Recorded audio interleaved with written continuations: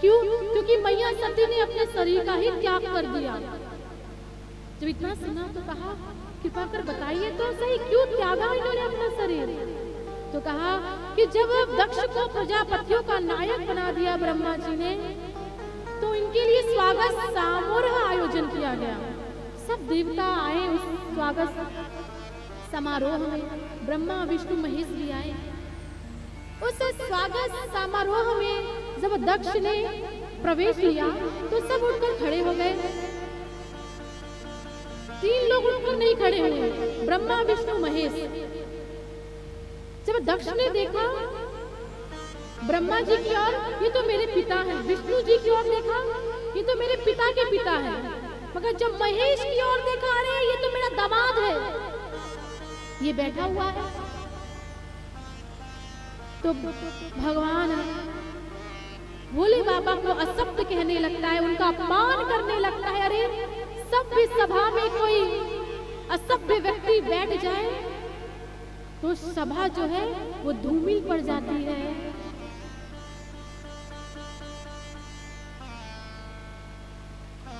राख लगाने वाला, भूत प्रेतों के साथ रहने वाला, इनका इस सभा में क्या काम? इन्हें क्या पता सभा में कैसे बैठा जाता है। इस प्रकार जो मन में आ रहा है वो कहता जा रहा है। भूत प्रेतों के संग रहने वाला, इन्हें क्या पता समाज में कैसे रहा जाता है।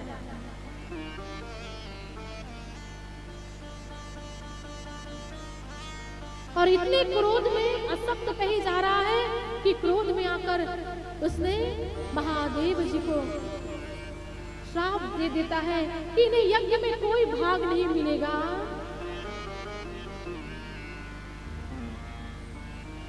कोई भाग नहीं मिलेगा। नंदेश्वर भी क्रोधित हो जाते हैं कि तुमने हमारे भगवान शिव को श्राप दिया।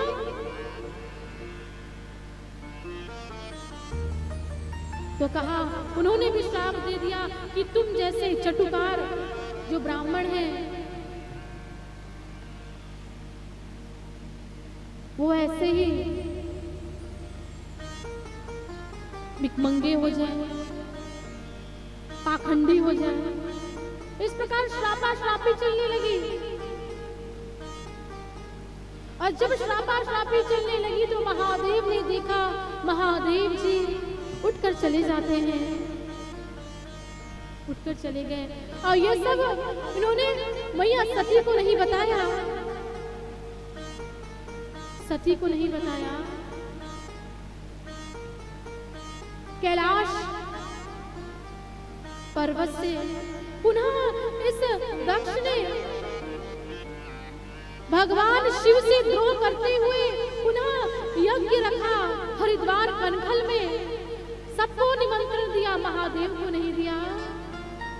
जब यज्ञ का समय नजदीक आया तो सब देवता विमान से कैलाश पर्वत से जाने लगे। प्रभु ध्यान में मग्न है। जब उन्होंने अपने नेत्र खोले तो मैया सती ने पूछा, स्वामी ये कहाँ जा रहे हैं? तब महादेव ने यह सब वृत्तांत बताया। तो जब इतना सुना तो मैया सती ने कहा, हमें भी चलना है पिताश्री के यहाँ। तो महादेव ने कहा, प्रिय चलते, जरूर चलते, मगर महादेव ने हमें, तुम्हारे पिता ने हमें निमंत्रण नहीं दिया है और बिना निमंत्रण के नहीं जाना चाहिए। तो सती मैया कहने लगी, अरे वो मेरे पिता हैं, गुरु माता पिता मित्र के यहाँ तो जाना चाहिए। कहा जाना चाहिए, मगर यदि द्वेष ना रखे तो। मगर हम जाएं और वो हमें देखकर मुंह फुला ले, हमसे ठीक से बात ही ना करे, तो वहां जाने का क्या अर्थ? आवत ही हर से नहीं नैनन नहीं सनेहा, तुलसी तहाँ न जाइए, चाहे कंचन बरसे मेहा। कि आवत ही हर से नहीं, नैनन नहीं सनेहा, तुलसी तहाँ न जाइए, चाहे कंचन बरसे मेहा। वहाँ स्वर्ण की वर्षा क्यों नहीं हो रही हो, मगर अगर वो हमें देखकर प्रसन्न नहीं है तो हमें वहाँ नहीं जाना चाहिए।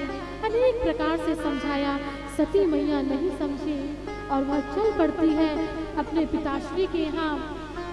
महादेव जी ने अपने गणों से कहा, जाओ इन्हें छोड़ आओ। सती मैया चल पड़ती है। द्वार पर खड़े द्वारपालों ने जब देखा सती को, तो जो हमेशा प्रणाम करते थे, आज सती को देखकर मुख फेर लिया। क्यों? क्योंकि दक्ष ने कहा कि जो शिव से रिश्ता रखने वाले का सत्कार करेगा वो मेरा शत्रु होगा। इसलिए नमन नहीं किया, प्रणाम नहीं किया। मैया चल पड़ी आगे, और जब मैया आगे बढ़ती है तो उन्हें कौन मिलता है? बहनें मिलती हैं। मगर जब बहनें मिली तो बहनें भी मुस्कुराने लगी। अरे तुम्हें तो बुलाया नहीं,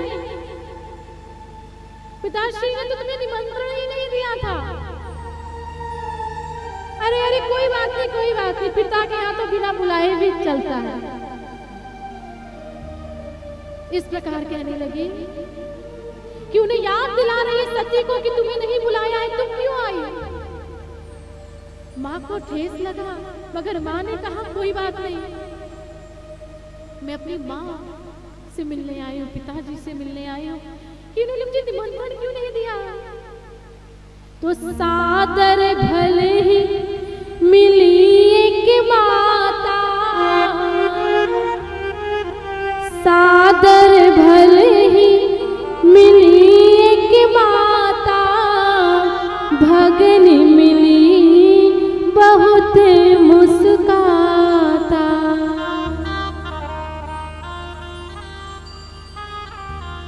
सागर के साथ जब वो गई कक्ष में और माँ को देखा, माँ ने जब बेटी को देखा उठकर खड़ी हो गई, हृदय से लगा लिया, रोने लगी।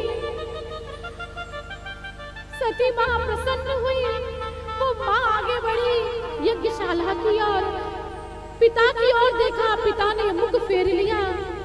माँ चारों ओर देखती है यज्ञशाला में कि सबका भाग है, छोटे से छोटे देवता का भाग है, मगर उस यज्ञ में महादेव का भाग नहीं।